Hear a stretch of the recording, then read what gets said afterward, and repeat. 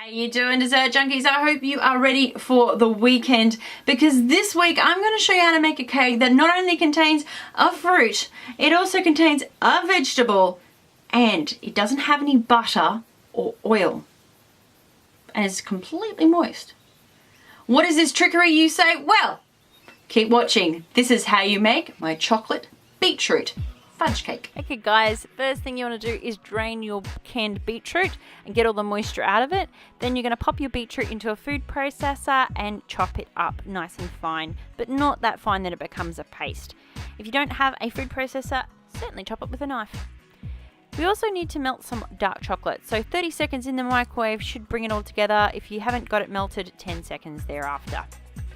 Into our big bowl, which is going to be our cake batter bowl, we have some eggs which we are beating, and we're going to gradually add our sugar as we go. Now if you don't want to use caster sugar, you can certainly use a Splenda sugar, but you definitely want to add the sugar gradually, and that will give it the time to absorb into the eggs and it will come together. So slowly as it goes, easy does it. You will end up with a mixture that looks like a giant bowl of mayonnaise. Once you've got to that point, you know you've mixed enough. Then it's time to add in our secret ingredient, applesauce. Applesauce is a great alternative instead of using oil or butter, and you can use this in any cake batter. It is the world's best secret to cut down on fat. So give that a bit of a mix, slowly get it to absorb, and then it's time to add in our beetroot. Once you do add the beetroot, it will become a bit of a horror story. So if you've got friends that are into zombies and gore, this is the video for them. Slowly allow this to work in, and then it's time to start adding in that melted chocolate. So get your melted chocolate in there and give it a bit of mix so it becomes more of a crime scene. Once you've sort of given that a bit of a mix, it's now time to sift in the cocoa powder. Especially with cakes like this, you definitely want to sift everything because it's very hard to tell if there's any lumps in it because of the beetroot. You'll find that the dry ingredients does take a bit of time to get used to the wet, so it will take a bit of time to gradually add that in. Then it's also time to sift in the flour, and you want to do this in batches as well.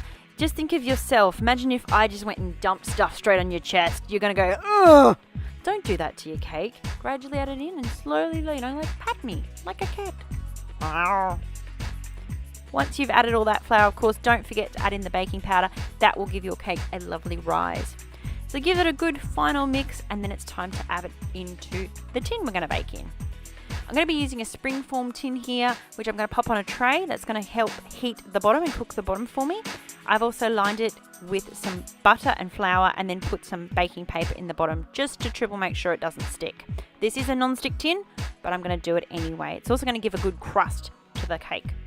Pour in your batter.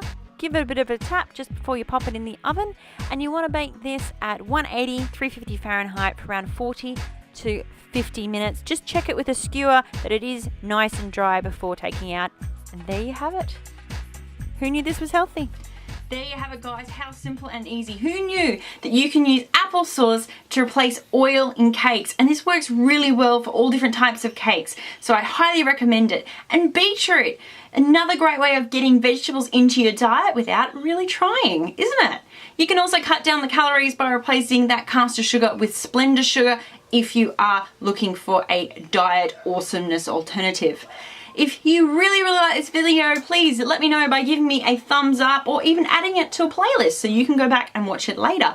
Of course, we're working on this goal over here of 4,000 subscribers, and I am literally 100 away from halfway. So if you haven't subscribed yet, please hit that subscribe button. It is the one that's me face over there, or the red little button below if you're watching on a mobile device.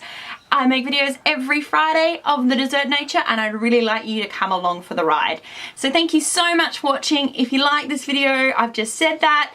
It's Friday. Can you tell my brain it's fried? Thank you so much for watching. See you later, guys.